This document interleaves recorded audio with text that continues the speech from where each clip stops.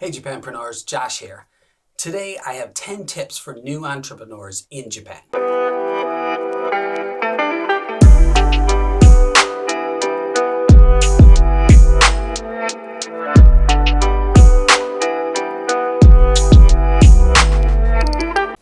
Hey guys, so I wanted to share these 10 tips for new entrepreneurs, people starting up in Japan. It's a great list that I put together, so hopefully some of these things will help you out. So the first thing, number one, connect with other entrepreneurs.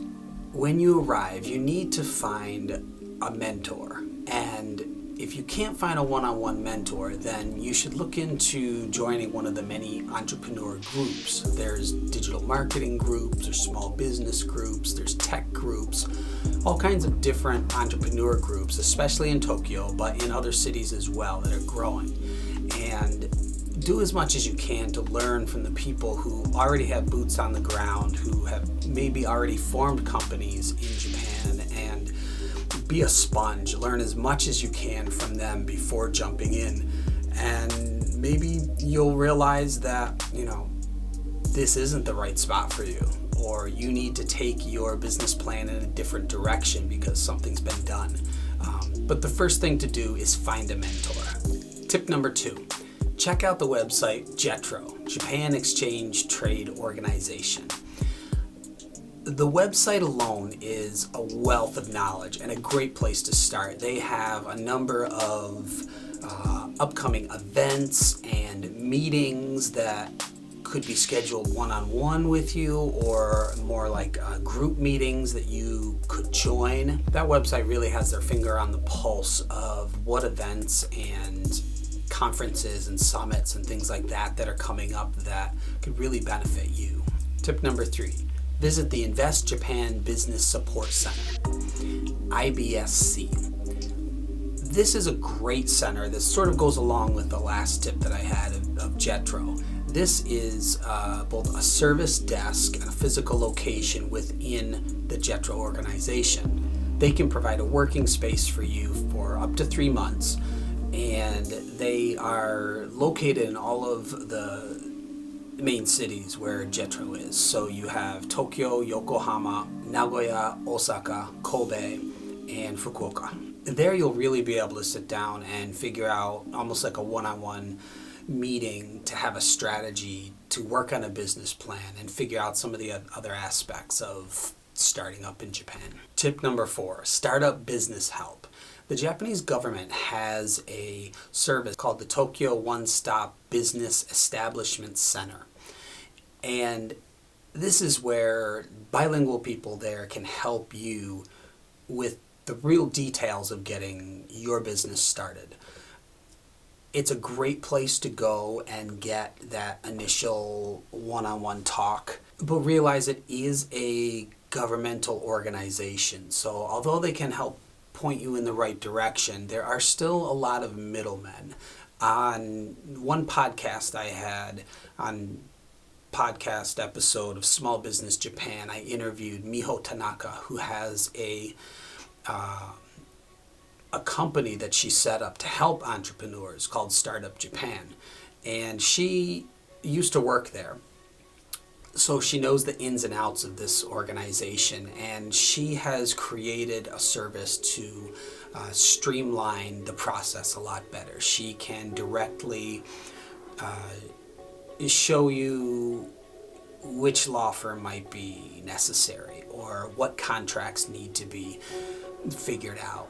So she can definitely point you in the right direction. That's on episode 17, Creating a Support System for Entrepreneurs in Japan with Miho Tanaka. So I recommend checking that episode out and then looking into her company. Number 5, don't get lost in translation.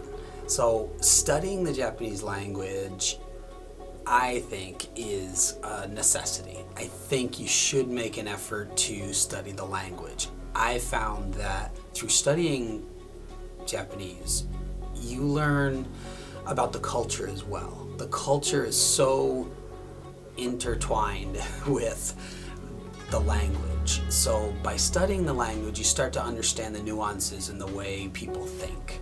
and you'll start to learn about other cultural things that may affect how you do business later on. And just because you can get around in Tokyo fairly easily without studying Japanese, most other areas you will need to have some level of Japanese.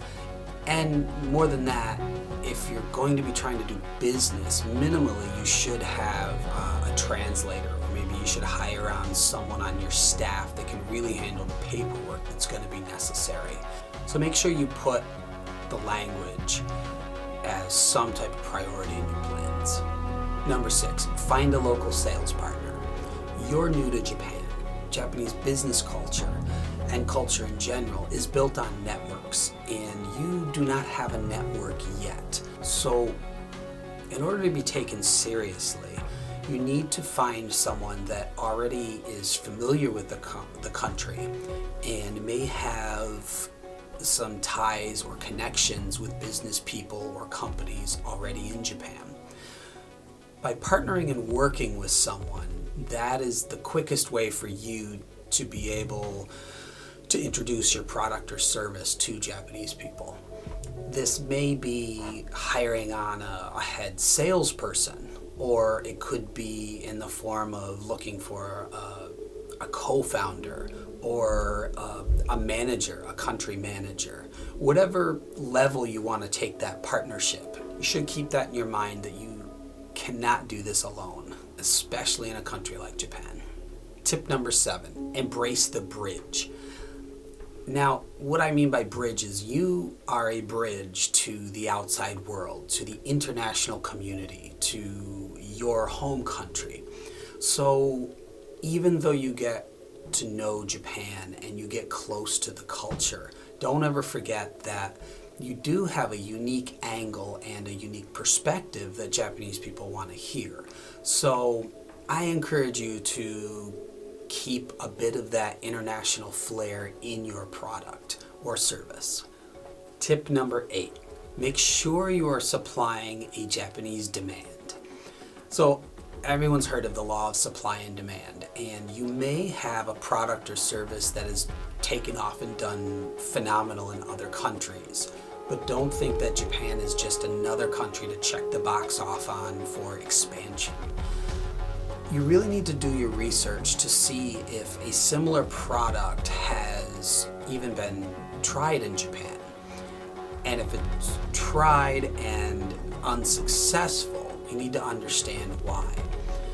What you may see as a flaw or a hole or a gap in the system, you may come to find you're not filling any void because it's not something that appeals to Japanese society.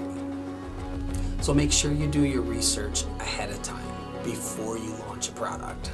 Entrepreneur tip number 9, finding employees. Finding employees can be a difficult thing. More and more young talented people are leaning towards startups, more in particular tech startups. That being said, it's going to be difficult for you to find those people. So first, I would say go back to tip number 1 and talk with your mentor or visit some of those entrepreneur groups that some of those people can guide you in the right direction. They may even have an acquaintance or know of someone that would be perfect for your particular situation. There are also a number of recruiting companies in Japan that specialize in headhunting and matching particular talent with a new foreign business. And tip number 10, be built to sell. Now this is something that applies to businesses anywhere, but as you're growing in Japan and as you're starting out, your uniqueness may be your selling point. But you need to keep in mind that if you're ever going to step away from the company, or you're ever going to sell the company, it cannot be so centered around you as a person or your character, because that's not something that someone else is going to be able to pull off when you step out of the company. So make sure that you're building something that's bigger than you are individually.